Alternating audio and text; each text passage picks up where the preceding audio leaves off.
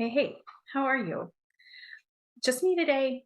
And I like both types of podcasts. I love talking to people, interviewing people, picking their brain and getting their, experience and ideas and belief systems and just all of that comes in with, interviewing somebody. And then also I like having just the solo episodes by myself. I guess it's a solo episode. I guess that's what you consider it, by myself. Although I will say that the editing that's involved with just my solo episode is a lot more, I wouldn't say intense, but for sure involved is the word that comes to mind because I feel like I really, um, the synergy and the energy that I am able to be in and create and bounce off of when I'm with someone else. I don't know if it's my undefined throat. I don't know that's the only thing that really comes to mind of I don't have the um just the sometimes the words don't come as freely or as easily and I have to do a lot of pausing, which that's not a problem for me. But yeah, it just doesn't sometimes, and maybe that's just a story or belief that I have, but sometimes it just doesn't flow as freely as it does when I'm with someone else. So I am always real in terms of being on the podcast or on YouTube of like, I don't edit out the ums or the long spaces because one of the things that I wanted with my podcast is for people that are holding themselves back for them to, if you listen to my podcast and you're like, she says, or she, has a long space in between, like, let that never be a reason to stop you from starting a podcast if that's something that you want to do. And also, we have enough polished and I'm air quoting for those of you listening, perfect people in the world. And I don't think that I didn't want to contribute to more of that. I really wanted an authentic and real conversations that I had, and also just how I speak. I mean, if you meet me in real life, you'll see me close my eyes when I'm trying to think of a word. It's not very uncommon in my household for me to tell my husband or my child to please be quiet and let me think of my word. Give me a second. They've kind of learned now that I need some time to gather my words. I'm not as quick to speak or to make that connection, and that's totally okay.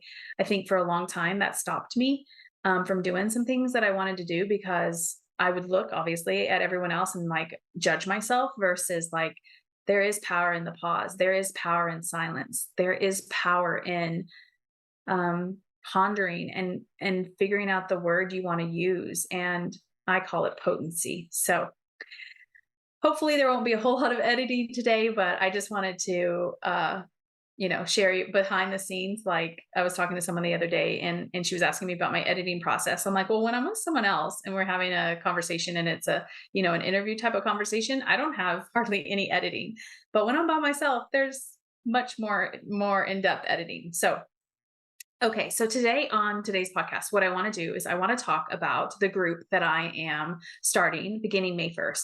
And all of this is going to be on my website, an invitation page that I have, but I just wanted to talk about it because one, I love it. I think it's so needed in the world. And I shouldn't say need because nobody needs anything except to pee, poop, eat, and sleep. And when I say needed in the world, what I mean is the feedback that I have gotten from entrepreneurs that I've coached, that I've talked to, market research, like overwhelmingly, I have received feedback that this really isn't offered, or if it is, maybe I'm unaware of it. And really just bringing something to the world that I feel so passionate about and helping other entrepreneurs with their business and their money. So it's called, and I'm gonna look down at my notes because I've got several here, but Grow the CEO Cohort is what it is. And I want to talk and dive into like, why did I create this group? What actually is it? Who is it for? And then, my intention for the group. So why did I create Grow the CEO Cohort? Because I have found through coaching entrepreneurs, through my years in business with my family's construction business, through listening to, I don't know how many hundreds of entrepreneurs by this point, of really, the feedback that I have received and I have noticed is the drive and the desire for owners, um, is to what I call blend the 3D and the 5D of money in business. So a lot of masterminds or cohorts have the tactical side of business, right? The strategy side. And I think that there are parts of that that are really important, right? Um, and when I say tactical, I don't necessarily mean like your marketing or your what else am I thinking about? Like, that kind of stuff. What I'm saying is the knowledge base of your bookkeeping, of your taxes, of if you want to invest in the air quotes, and I don't think anything is normal or traditional, so that's why I say air quotes. The traditional way of like investing, what I have found is that there are groups or there is the knowledge out there for that. And then there's also the groups or the knowledge that are out there for the energetics and the emotions that we feel around our money and our business. But I feel like in the past, never the two shall meet, right? Like we haven't blended or married the 3D of money of like, how do you actually like, you know, cash flow and plan and look at your P&L and your balance sheet and, you know, all of the things that and taxes. And, I hear so often that entrepreneurs are like, oh, I want to minimize my taxes, but at the expense of, it's almost like they're putting on the brakes of their income, right? Because they have been taught to minimize taxes, but to the point of like decreasing or not fully going full out with their revenue because they're so afraid or have been taught about minimize taxes. And so really bringing in, those aspects of finance and business and money along with, you know, how do you actually feel when you sit down to look at your business? How do you actually feel when you're making a decision in your business? Is it coming from a loving and an expansive and an enjoyment place, or is it coming from fear and stress and inadequacy or not enoughness? So after talking, doing market research, talking, coaching, talking to other business coaches, strategists, like the overall or overwhelming, I should say, um, theme here is that there's not the blending and the marriage of the two. So that is why I created it, because I really want to help entrepreneurs. Like we go into business, I think. Let me know in the comments if you're watching me on YouTube, or you can send me an email if you're listening on audio. Like I think we go into business for more freedom, more time freedom, more freedom in general, more money, right? To serve and to help, and not in those specific orders, right? But those are like the overarching reasons why we go into business. And when I talk to business owners, that's not really those things aren't necessarily or emotions that they are feeling on a consistent basis. So that's why I created the group. So what is it? I'm going to dive into that. So it's for a group of 6. Now, depending on how many I get on the wait list, I might have 2 groups for starters. But I really want to take this first group through, my ideas of what I have for it's an 8-week course. Cohort group is really what I think about. It's not really a course. But it's a group of 6 entrepreneurs, and we are going to talk about blending the 3D and the 5D of money, right? So I am going to bring in a bookkeeper. I am going to bring in an accountant and a financial advisor.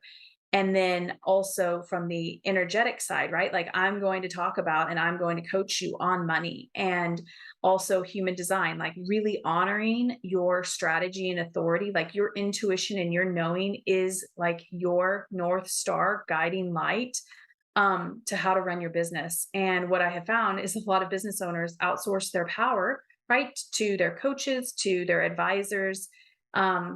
And I really want to help you learn to embody your human design so that you can really feel like, I call it like at home in your body and in your business and in your knowing. Also going to bring in an EFT practitioner That stands for emotional freedom technique. I won't lie. Every time I say EFT, I totally think of electronic funds transfer, but that's not what it is. So an EFT practitioner, I'm going to bring someone in to do a session, and then, just give you the tools. Like my idea for this group is to allow you to connect with other entrepreneurs and to really gain the tools and the understanding and also the energetics and the embodiment, so that you can then go on and practice it. Either, you can come back for another, cohort, or you can go off and you can do it by yourself. And then obviously, like I said, the money coaching. So, um, how do I know if I am a good fit? I think first and foremost, I think you have to ask yourself, you know, obviously you're a business owner.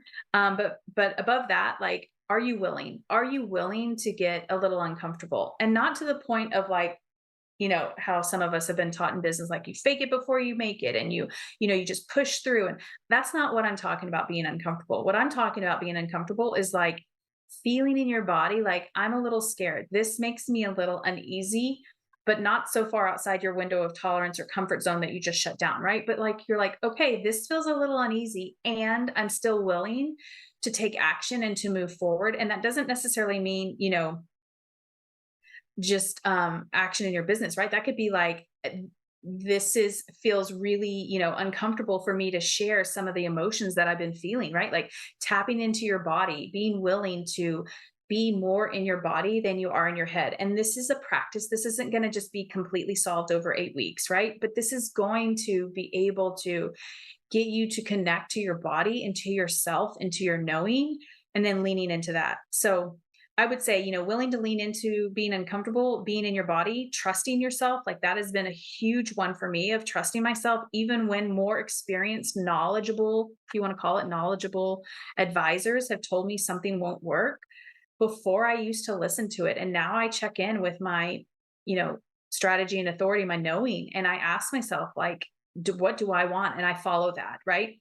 So practicing, what you're learning, and just really honoring that you want community, that you want to connect with, obviously other entrepreneurs, that you want support from other entrepreneurs besides just myself, um, and that you're willing. I think that that is the biggest thing, is willing and having the courage to do things that are a little bit outside your comfort zone, to grow yourself as a human and also as the business owner. So my intention for the group is that, you know, we meet once a week and we connect, and I'm going to have, on the website, you'll get to see that we're having, like I already said, like a CPA and a bookkeeper and a financial advisor, that you get to come in and you get to pick their brains. The calls are going to be an hour and a half. Doesn't mean they have to last that long, but I want to allow for that much time so that everybody gets a chance to speak, or to contribute, or to ask their questions. And then also, when it comes time for money coaching, that you are able to receive coaching if you want coaching. And then I'm also going to provide Voxer access in between calls for you to connect with the other people that are in the group, so that you get support. Like some of my greatest growth has happened outside of calls, has been on either Marco Polo or Voxer, and connecting with people that I've been in groups with. And to be able to bounce ideas off of, or, to ask for some support if you're doing something, outside your comfort zone. So I want to create a small community of us, during this 8 week, that you're able to, if you jive with the people in the group, right, like you're able to build lifelong relationships with, to support you on your journey. And like I said, an EFT practitioner, and then also I said money coaching, and yeah, and I also want to say that, being really in tune with the group, like if those of you that are in the group and I'm sensing, or you're telling me like, listen, Erin, I want more of this and less of this, I am going to modify if you want to call it, I don't even want to say syllabus, because I have lots of thoughts about school and teachers, but like, I am going to modify what we said we were going to do, because I have no agenda for this group other than to help you really come back home to yourself, and to honor your knowing, and to trust yourself above anybody else. Obviously the learning and being in your body and the energetics of money in your business, 100%. But above that, like, if you're like, if you guys are, like, I want more of bookkeeping and I want to dive in deeper into this versus, I don't want to look into investments quite yet or something like that, or whatever it might be. I just want that freedom and that vulnerableness from each of you, and to be able to change it so that you guys get exactly what you are wanting for this group. So the invitation page is on my website. I'll put the link in the show notes where you can go and you can read about it. And I'm just currently just having a wait list, so you can just put your information in. I have like a quick little questionnaire at the end. And then we start May 1st, and it's going to just be every Wednesday for 8 weeks, for an hour and a half, starting at 10 a.m. Mountain Time. And like I said, really just connecting with other heart-based entrepreneurs that are really ready to show up as the CEO they know, and the human, right? That you really are, and really work through some of the things that are, I don't want to say holding you back, but that keep coming up for you so that you can evolve, and be the CEO that you are meant to be and started your business for. So I want to first and foremost thank you all for listening every week, for tuning in. I just think that, how we pay attention, how we use our time is so valuable. And I just want to say that I'm so grateful for each of you that watch on YouTube or that tune in every week to listen to the podcast.